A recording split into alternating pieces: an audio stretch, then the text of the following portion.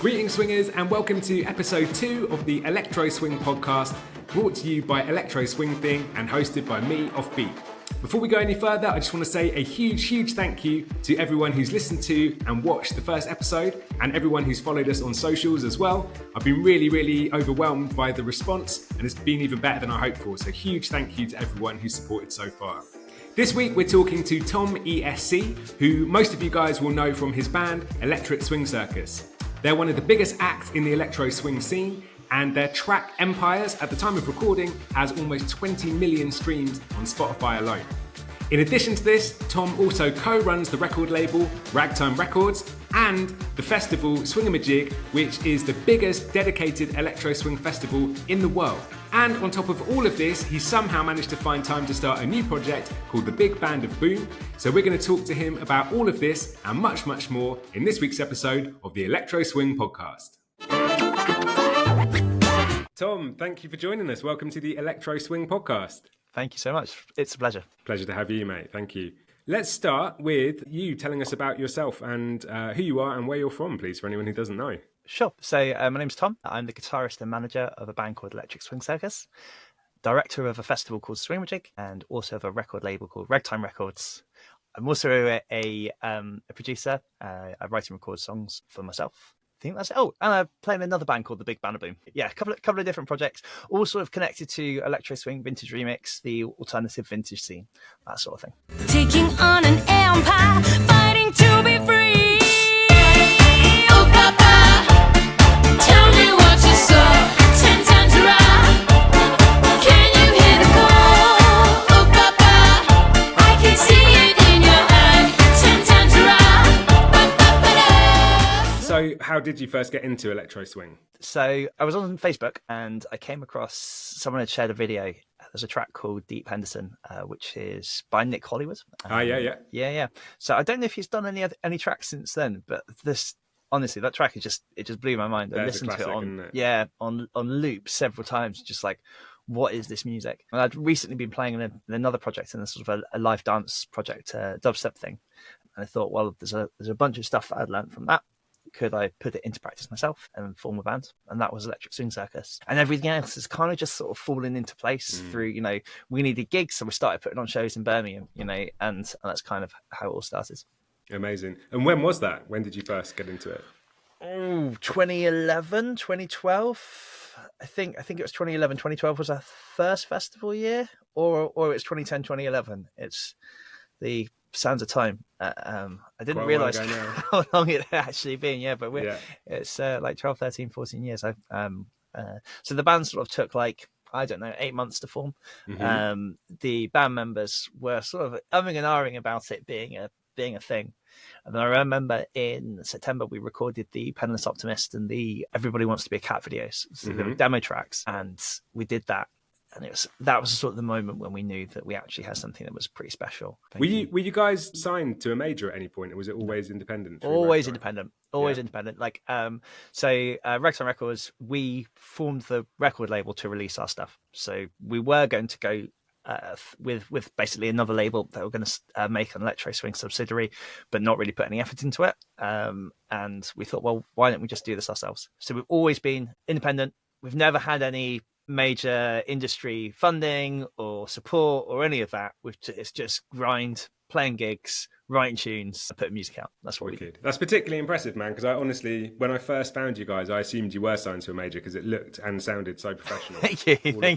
Branding, the photos, everything, especially for back then when it was a less established genre and you didn't have the kind of framework in place like a lot of artists do now to kind of see what people have done and kind of be able to emulate that.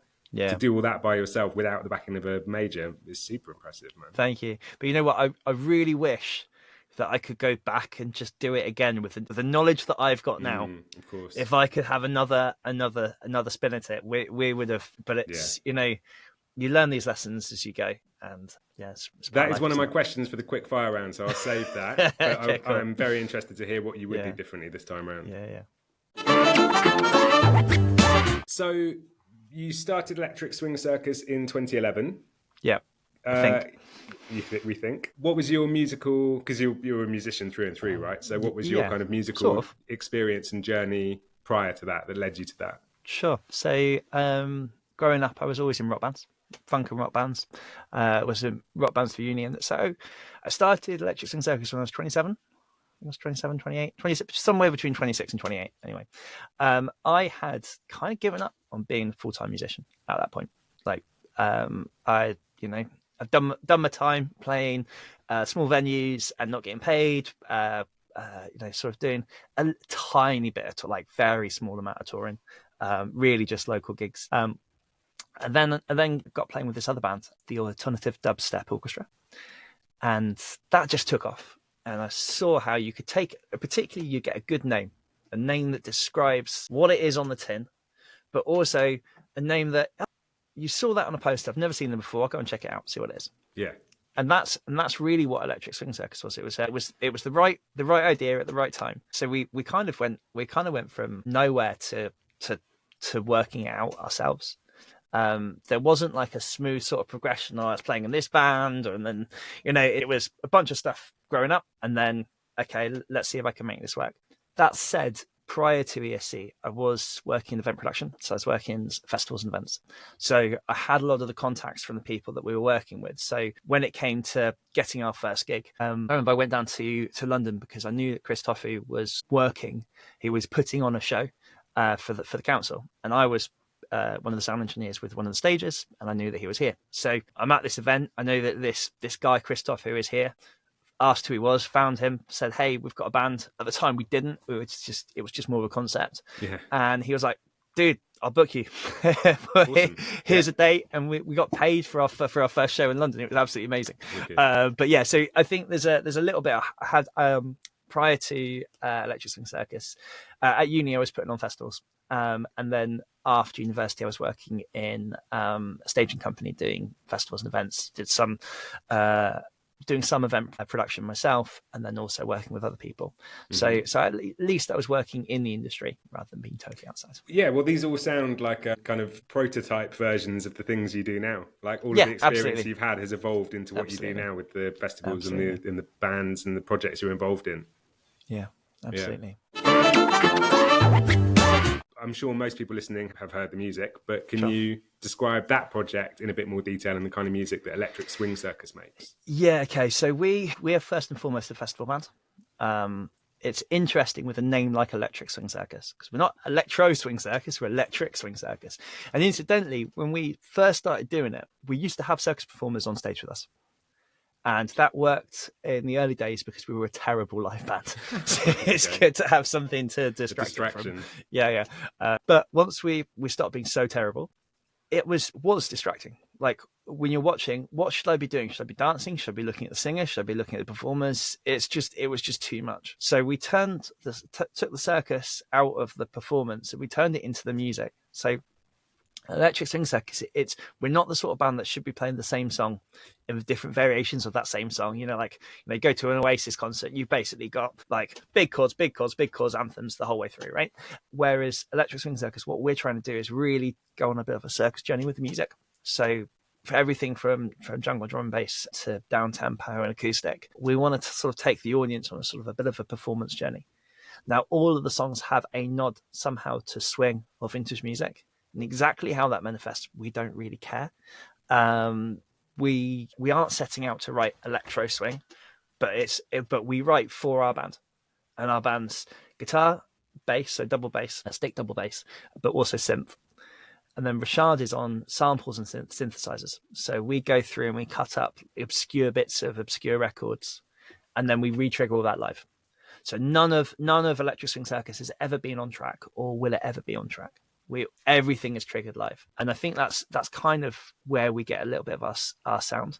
If you were to compare us to someone like Caravan Palace or Parostella, they are much more polished than we are. They're like, they get everything right, everything is exactly in the right place. Whereas we're a bit more like a punk band, where it's more live. It's a bit like, whoa, what's going to happen next? And I think there's maybe also a sort of difference in that sort of UK and European sound. Is that we're a little bit more underground, and a little bit more rock and a little bit more of a band rather than an electronic project, which the others are.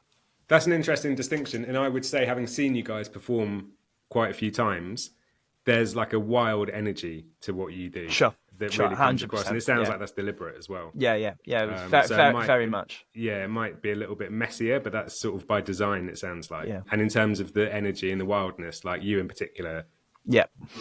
just put your heart and soul into it. On Yeah. stage. Yeah. So actually, I don't really have any control over what happens. Right. So Yeah. I just have that's how it go comes and across. stop. Yeah.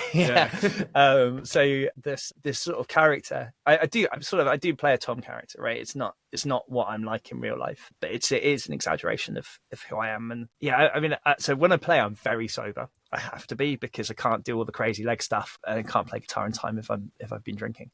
But people see me and think I'm like half cut, because it's crazy eyes, it's massive gestures, it's whole body moving to the left and the right and all that sort of stuff. And but yeah, that's kind of I sort of almost just sort of channel a bit of almost like an acid experience. It's this like full on, who knows what's going to happen, what's he going to say next, what's he going to do next. That's the sort of person that I play on stage.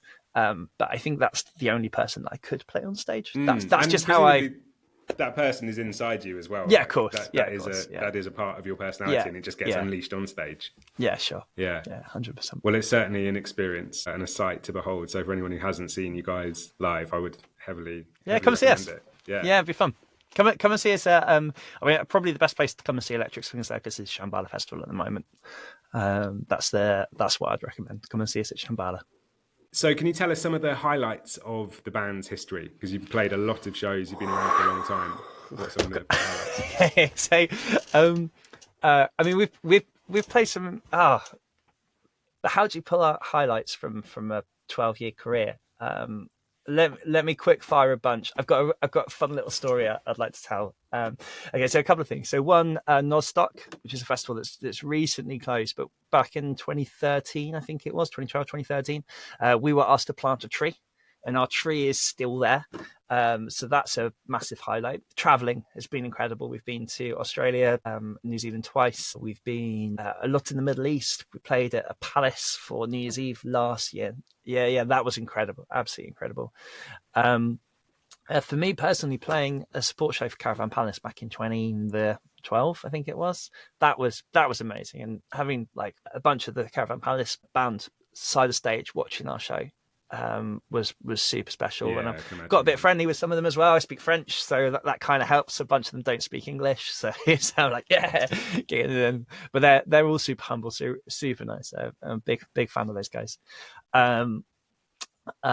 What else has been amazing? I mean, doing our own show, right? So playing Swingamajig for every year at Swingamajig is a super important emotional gig for me personally.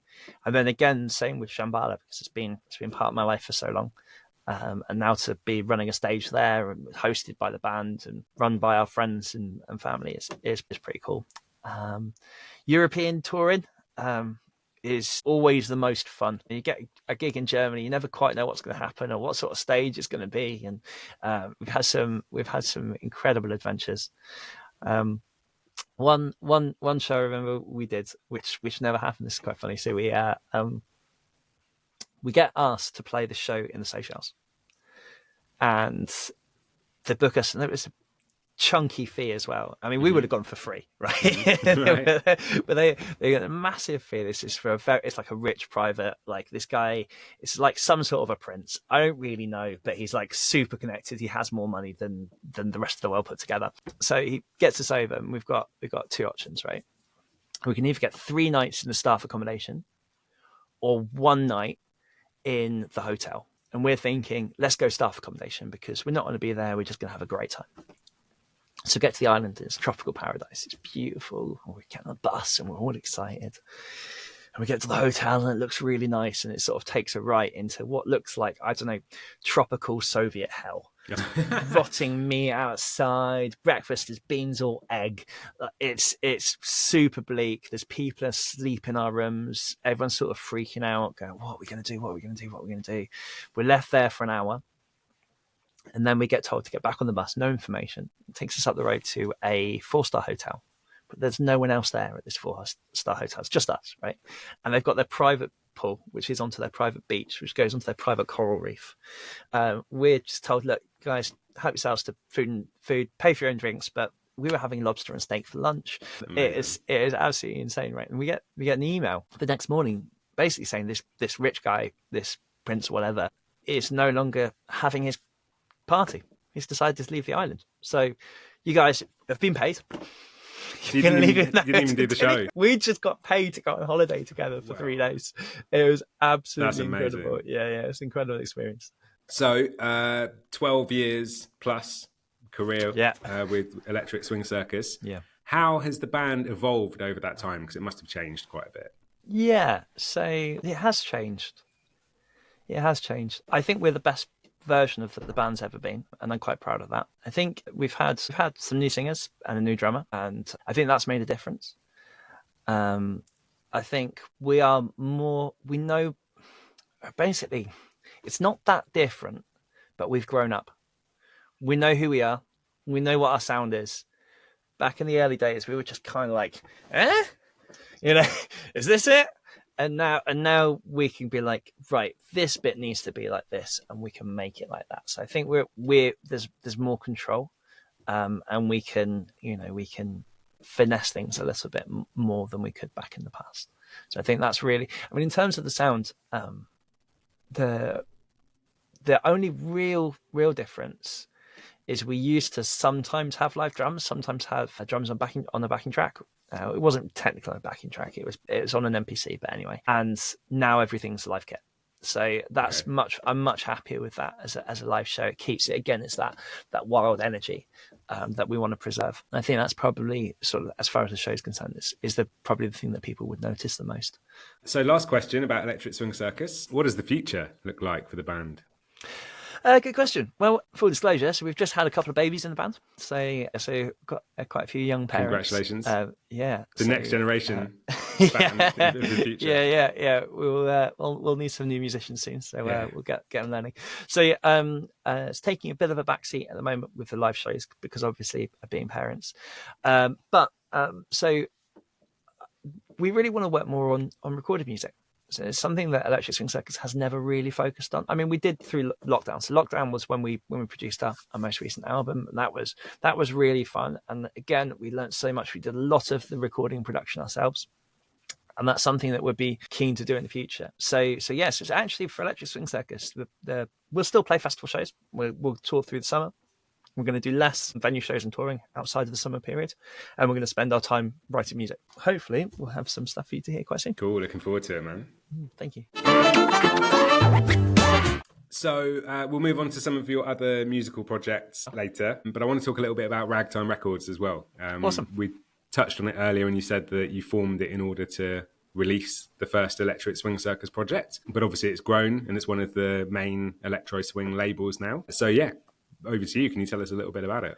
Sure. So Ragtime Records, there's 3 people involved in it. So it's myself, Rich the Cat in the Hat, and Chad Duke Skellington. So he's half of the Vaudevillains. So me and Rich are based in Birmingham, and Rich also runs Swingamajig, the festival, with me, and Chad is based in LA. So we are releasing music once every sort of 9 days. Okay. And our music policy is Electro Swing Vintage Remix. Kind of, we do sometimes step outside of the box a little bit. There's always a sort of I suppose this is a difficult thing, right? It always sounds like it's part of Ragtime Records. Sometimes I don't know why. So yeah. But does that kind of link to your sort of philosophical answer about Electro Swing earlier? In that, it for kind sure. of, because I kind of agree with you. Like I think it's a fairly broad term, but you know it when you hear it. Like you know that sound and that feeling. Yeah. So is that 100%. kind of an extension of that for Ragtime? 100%. Yeah. 100%. Yeah. So we're not there to be anoraks or tell people, oh, it should be like this. We just want to release wicked music. So we do a lot of remix projects. So that's actually how Ragtime was started. So we were doing a remix project for Electric Swing Circus. So we did our first demos and then remixes of, and arguably the remixes are better than Electric Swing Circus demos, often the way. But yeah, so we do a lot of sort of a band or a producer will make a track, and then Ragtime Records will go and work with other producers, and we'll get remixes made. But we do also release people's sort of A-list stuff as well. Depends on the artist, depends on what we do. We work with some great artists. So Emily is signed to Ragtime, so she's outside of Electric Swing Circus, Cat in the Hat, Duke Skellington. Emily is probably, she does the most with us. And then we also we've got Tuxedo Junction, who are absolutely amazing. So as far as producers go, like they're like top. I don't think anyone gets better than them. Okay, I'm going to ask you a difficult question now. Sure. It's like asking who your favourite child is, but what are some of your favourite releases through Ragtime? Okay, so again, there is so much good music, and I don't want to do anyone a disservice. Yeah, you guys have released like almost 100 tracks, right? Yeah. It's 100 released, just short of 100 releases. So tracks were probably you're right. in Sorry, that. albums and stuff. So 100 releases. There's a track. It's the first track that Emily put out on our label, which was also the first track that I released under my own name as well, which is a track called Thrill Ride. So that's always have a special place in my heart, as will be the early Electric Swing Circus stuff that I wouldn't show to anyone else, but the demos, the Penless Optimist and Everybody Wants to Be a Cat demos are quite fun. I do like them. Will they ever see the light of day? Because there must be some diehard ESC fans that would love to hear those. Yeah, I think they might actually be on Spotify. Okay. They might still be there. I'll have to check. Even as like bonus content for the fans, like Patreon demos. I'm sure people would love to hear that, man. Early stuff. Yeah, I think there was something about that just when it was so fresh and so new. We didn't like. I suppose it's some of the sort of the honesty and just not having a clue what you're doing and just making music and just like, hey, this is what it is. A couple of other tracks. The Swing Sound of '88, Cat in the Hat. So I think like Rich's production is formed a lot of what I understand about dance music, and so definitely some Cat in the Hat. And then I've also got to shout out Duke Skellington too. So I would say for the Duke, I'd probably point to his For the Villains, who did a remix of Big Bad Foodie Daddy. And I had a lot of fun making the videos for that. So if you check out the videos online, that's me just cutting random bits of footage together. But yeah, those tracks are really connected with as well. So yeah. So another project that you're well known for and heavily involved in is Swingamajig, the festival. Yeah, I'm actually wearing a... Hey, nice. Very cool. So Swingamajig, to my knowledge, is the biggest swing or electro swing event in the world. Is that correct? Correct. It is. That is. It is if you don't count Parallel Stellar gigs, Caravan Palace gigs, right? Yeah. So okay. A dedicated event that isn't just a concert. Then yes. Yeah. Wicked. Awesome. That's amazing. So tell us about it. Formed in 2013, we were doing regular shows at a local venue here with 250 people. I thought, well, could we do a special one? I used to run festivals. Could we get 1,000 people? And that was 2013, and we did it. It started off in Digbeth, so it was an urban festival. This is Birmingham as well, isn't it? Birmingham, for listeners outside of the UK. Yeah. So it's a Digbeth, Birmingham, which is kind of like it's where the Peaky Blinders was set. So it's a great place. Lots of sort of old Victorian architecture. So we were there until 2018 when we had some trouble with the venue, and after that we moved out to the Botanical Gardens. So we're there from 2019 through COVID and then to 2023. And then we moved back to Digbeth last year. And now we're taking a little hiatus from putting on festivals as well. Okay. We'll talk a little bit more about that in a sec, but let's talk about some of the events that you've put on already. Because I remember, again, when I first discovered Electro Swing, there was a Swingamajig quite soon after that. I sort of discovered it, and then like a month later there was a Swingamajig, and I remember looking at the flyer and seeing, or the poster and seeing the lineup of all the names, just be like, wow, there's so many like acts here that I want to see. So what are some of the acts that you've had play there that you're particularly proud of or that were particularly memorable? Sure. So the Destroyers, so they're like a Balkan turbo folk Birmingham band. They've played a bunch of times, favourites of mine. 2015 we had Chinese Man, I think that was the year that I discovered it. Yeah, and I remember. Did they headline that year? They did. Yeah, they did. Yeah, we had a Balkan Beatbox. They were good. They were right. Molotov Jukebox. Right, Molotov Jukebox. They headlined in 2015, and we had some problems with the main stage. So we had noise complaints, and it was looking like the festival could get shut down. You know, it was one of the most. I mean, they're all stressful, but this was particularly stressful. So we're having to close the main stage. Molotov Jukebox say to them, "Look, guys, we can't do the performance on the main stage. You have to do it on a smaller stage." And they were just so helpful, just so good. When I was falling apart, those guys were massively supportive. And were just like, "Yeah, Tom, no worries. We're gonna make this work. No stress." So that moment will always stick with me, as like I think people often don't realize what it's like to be a festival promoter. In fact, of course, why would they, right? But if at your job you went to work and you started off £80,000 in debt, and then if you're lucky, you make your money back, and if you're incredibly lucky, you get enough to pay your time, and if you're in the top 2% of festivals, then there's profit on top. Most people aren't even covering that. They're not even getting to the point where they cover their time. Like it's there's so much that you sort of throw in, so much that you risk, and then when shit hits the fan and you need support and you look around, there's acts that are there, and people, whether it's acts or whether it's people in the team as well who are there to support you, remember that. Now I won't name any names, but there was a DJ who played a couple of years back who in the run up was just being so difficult, and I'll never forget that either. Yeah. Because when I'm falling apart, it goes both ways, right? And I'll never book them again. And that's a real shame because I like the music. But yeah, that's how it goes. So you mentioned just before about you're taking a hiatus with Swingamajig. Mm-hmm. Can you share anything about the potential future of it? Yeah, sure. So I mean, we've been quite honest with what's happening. Why? So as I said before, it's such a risk to put the event on, and it's so much work, right? So if I could keep doing it, I would absolutely love it. But it takes so much out of me and Rich. Like it means Electric Swing Circus suffers, Big Band of Boom suffers, Ragtime Records suffers, because I can't be doing these projects if I'm working on this thing full time. And if it doesn't make any money and then it ends up costing, then it's just not possible for me to keep doing it. So we're going to take a year off at least. And then we're going to look at funding options to see if we can get some funding to come back with a vengeance. But we are hoping to do Swingamajig and keep it going. We've got some ideas for a couple of smaller shows in Bristol, which we're discussing at the moment. But just sort of like Swingamajig presents type things. But yeah, so we're going to do some smaller things, but really it's just going to be Swingamajig at Shambhala. So we run a stage at Shambhala Festival, and that's going to keep the brand.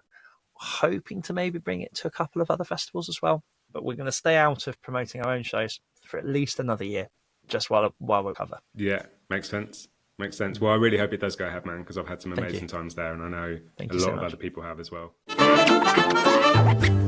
So you've mentioned it, but you've got another project. I don't know how with all these other things, man. But you do have another project called Big Band of Boom. We do indeed, which people are probably a little bit less familiar with than Electric Swing Circus because it's not been around for as long. But yeah, tell us about that. So the Big Band of Boom is a rock band with a kick-ass horn section. There's 12 of us on stage, 11 or 12, depending on the show. And I always said to people, if you're starting a band less than 6, so here we are with 12. It's about as financially unjustifiable as a project can be, but you just can't make the sound of 12 people with 6 people. And that's the thing, right? Like there's, do we need all these people? No. But is it better with them all? Yes.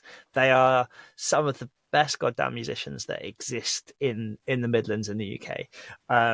I am so honoured to be sharing a stage with some of these people. They're absolute monsters.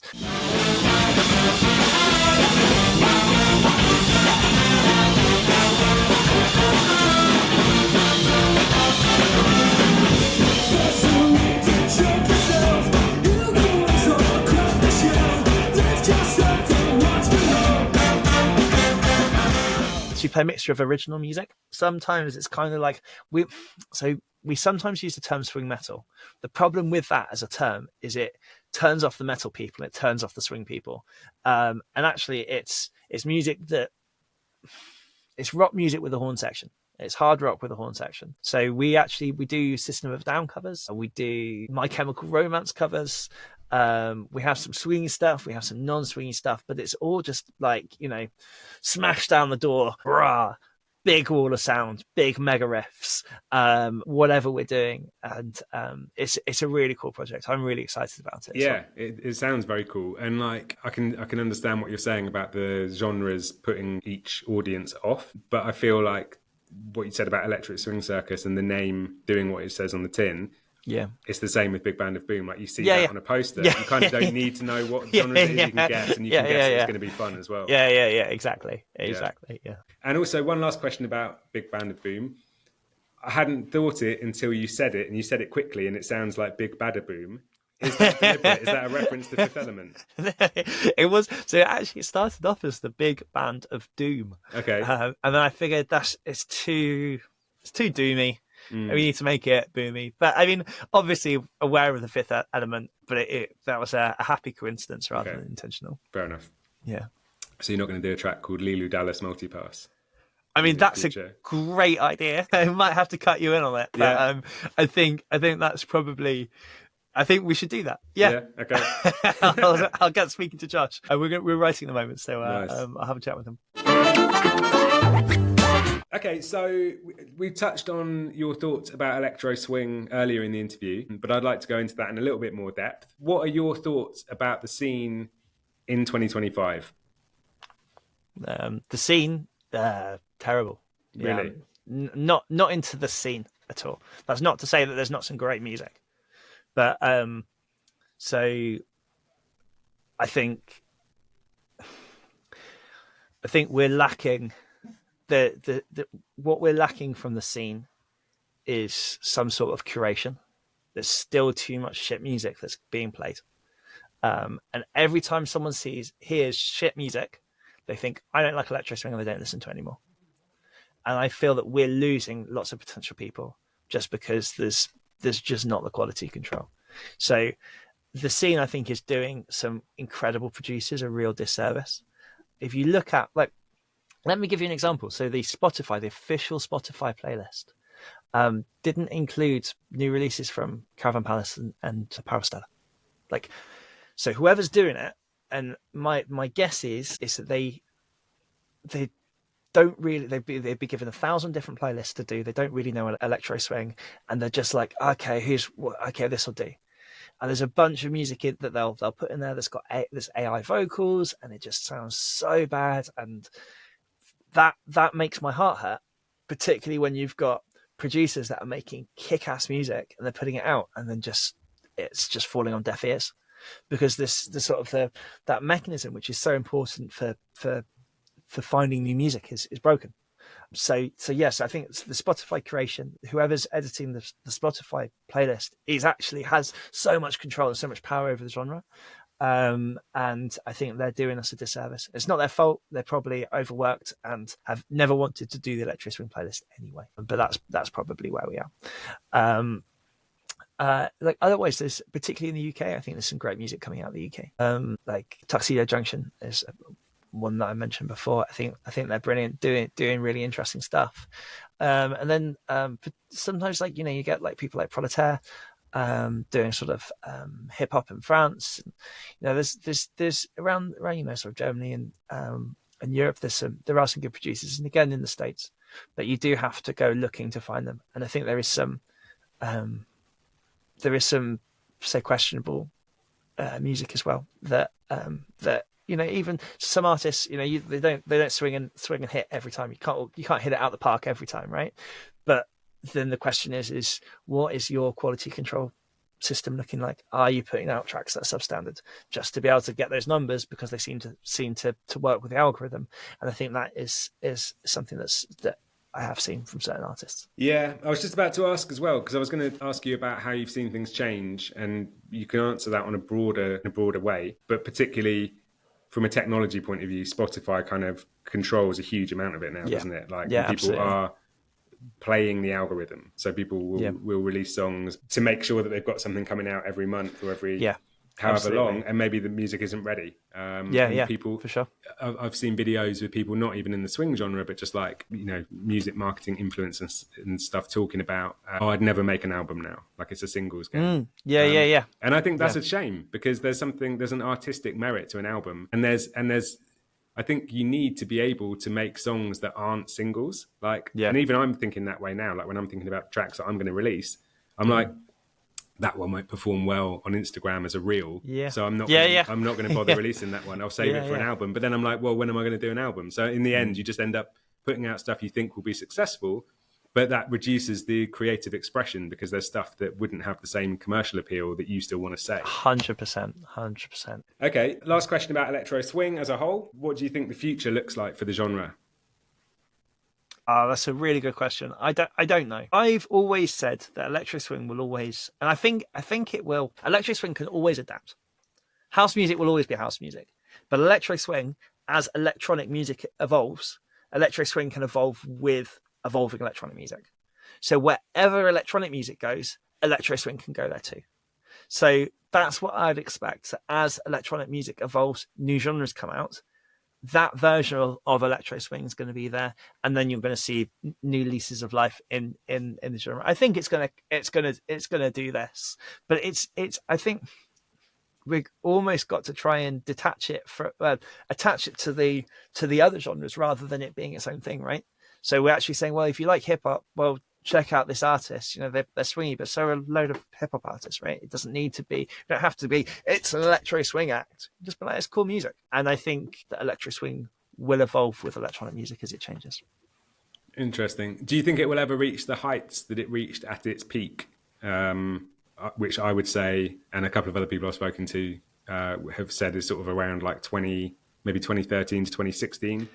Yeah, so if you look at, we did a bit of research into this. If you look at Google Trends and search trends, and the peak was, is it 2016 or 2017, I think it was, for electro swing as a search term into Google. So that sort of gives you an indication of, you know, obviously people are searching after the things happen. So, you know, the scene's busy in the 2014s, 2015s, and people were going to electro swing nights just because they were an electro swing night, not even caring who was playing, which just isn't the case anymore. Yeah, so will it ever be that again? I mean, I don't think so in the next 5 years. But then if you went back to, you know, rock and roll from sort of like in the 70s and 80s, you'd be like, will rock and roll ever have a resurgence? And it sort of did have a sort of a vintage revival where people listening to swing bands and rock and roll bands, and the sort of the early 90s there was a revival. And I think as sort of like at the moment, vintage culture is the 80s. That's what is cool in modern culture. When that changes to being 20s or 30s or 40s, and you start seeing that sort of fashion come back into the mainstream, then yeah, I think we'll start seeing electro swing reviving, and I think it will continue to bubble on. So we're going to move on to the quickfire round. So try not to think too much about these answers, and just let it come out naturally. What is one thing that you're most proud of in your career, either creatively or commercially? And that can be Electric Swing Circus, Swingamajig. It's got to be Electric Swing Circus. It's got to be, yeah. That's where it all started. That's yeah. Most proud of Electric Swing Circus. And what it has been one of the biggest challenges you faced in your career? Yeah, so it's hard work, and it's bleak a lot of the time. So it's tough. It's a lot tougher than people might imagine. So yeah, it's the work is hard, really hard. Does that relate to anything specific? Are you talking about Swingamajig? Yeah, well, I mean, all of them. All of it. Financially, the amount of work that you have to put in, the amount of pressure that's on your shoulders. You know, I mean, I missed my little sister's wedding because back when, at the time, we, as Electric Swing Circus, if we were taking time off so I could go to the wedding, it means no one else earns. We're all dependent on that for our income, so I couldn't do it. So it's a dedication, a step above what most people have to do with their work. So yeah, it's really tough. It is tough. And I imagine there's a particular contrast because electro swing is such a fun sound and visual, Yeah. isn't it? Like the whole point of it is like it's fun and like to know that behind the scenes people are like stressed. It's quite a contrast. You briefly alluded to it earlier, so I think I've got a sneaking suspicion what you may think about it. But what are your thoughts on AI in music? Absolute. Well, all right, let me get this. Right. Okay, so take a deep breath. Yeah, so AI, there's a place for it in music, 100%. So let's say, for example, you've got a Windows company and you want some music to show off your different types of windows. I've got no issue with someone using AI to create some backdrop for some photos. No issue with that at all. Where I've got an issue with it is people who are creating music saying I'm an artist and using AI to do it because it sounds shit, right? It doesn't sound good. You're not an artist if you're using AI to make it's not art. So my thing is I'm not trying to break all the computers and say that AI shouldn't exist. If you want to use it as a writing tool, great. But it doesn't sound good enough to be used in music. And anyone who's doing it, I think, should stop doing it. So that sounds like your opinion about the technical quality of AI at the moment. But what about like ethically? Like if it improves to the point where it is good enough to use for writing? Yeah, well, I mean, it's still not art. It's still not art. I think that's gonna. I'm gonna need to think about that. I mean, that's not my issue that I've got with it at the moment. It's not an ethical issue. It's just that it sounds shit, and people are passing it off like it's something that we should listen to, and it's not. If it did sound like art, I think that's. I mean, ethically, I'm not into it. But I don't want to like. I suppose the difficulty comes is like I don't want to be a Luddite, right? I don't want to say right, you're not allowed technology, we're not allowed to improve things. If AI music is indistinguishable from good art, then at that point either art becomes meaningless or I don't know, it's tough. It's really tough. So you said earlier, if you could go back in time and do Electric Swing Circus all over again, but with the knowledge that you've got now, what would that be? So it'd be right. So it'd be a bunch of things. One, the music would be the songs that we'd written that would sound like the songs that we're writing now.